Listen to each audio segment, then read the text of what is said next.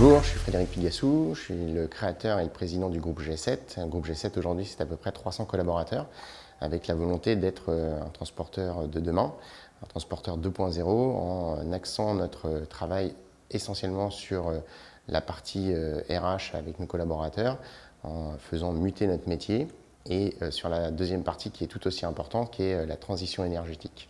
Aujourd'hui on a une vraie expérience de plus de 5 ans maintenant sur la partie véhicules fonctionnant au GNC. On a la capacité aujourd'hui d'être très très propre via la transition énergétique, via le bio-GNV.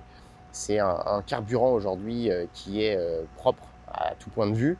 On est sur une économie circulaire avec un circuit très court puisque le biogaz en fait est produit pas très loin d'ici, à moins de 80 km. À côté de ça, pour les petites livraisons sur du circuit très court, on arrive aujourd'hui à utiliser aussi les véhicules électriques par différentes marques.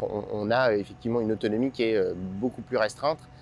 Sur les premières générations où on est à peu près à 80 km d'autonomie, mais on vient de commander, pas plus tard qu'il y a 2 jours, des véhicules dernière génération, où là on arrive maintenant à avoir quasiment 300 km d'autonomie. Donc on peut même faire de la distribution un peu plus longue distance. Ça devient, mais c'est une réalité et ça fonctionne. Bonjour, je suis Mathieu Deschamps, je suis agriculteur méthaniseur en Seine-Maritime.